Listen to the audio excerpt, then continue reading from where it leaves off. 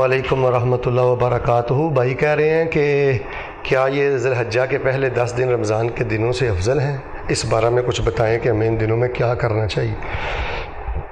بہر صورت اس طرح کی کوئی واضح صریح نص تو نہیں ہے کہ آپ نے تقابل کر کے بتلایا ہو کہ ذی الحجہ کے پہلے 10 دن یہ رمضان کے دنوں سے افضل ہیں۔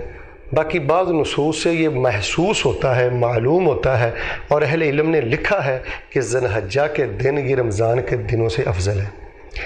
ان میں زیادہ سے زیادہ سبحان اللہ والحمد للہ ولا الہ الا اللہ واللہ اکبر یہ پڑھیں، اور ان دنوں میں صدقہ کریں۔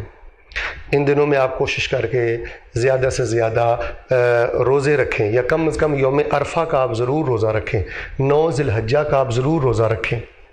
اور سب سے بڑی عبادت یہ ہے کہ ان دنوں میں حرام کے ارتکاب سے بچیں، نظر کی حفاظت کریں، دل کو پاک صاف کریں، لوگوں کو معاف کریں، قرآن شریف کی تلاوت کریں۔ یہ دعاؤں کی قبولیت کے دن ہیں، راتیں ہیں، بڑی عزت عظمت والی ہیں، بڑے خاص اور بڑے عظیم دن ہیں۔ میں یہ سمجھتا ہوں اگر کسی انسان کی زندگی میں یہ دن آ جائیں اور وہ صحت و عافیت سے ہو تو کائنات کا خوش نصیب ترین انسان ہے۔ ان دنوں میں مانگیں، رب کے سامنے روئیں، اور یہ سارا کچھ حرام چھوڑ کے کریں، ظلم چھوڑ کے کریں، فحاشی چھوڑ کے کریں، دل کا بغض نکال کر کریں، پھر انشاءاللہ اللہ آپ کو بڑی خیر و برکت عطا فرمائے گا۔ اللہ مجھے اور آپ کو ان دنوں میں خیر و برکات سمیٹنے کی توفیق عطا فرمائے۔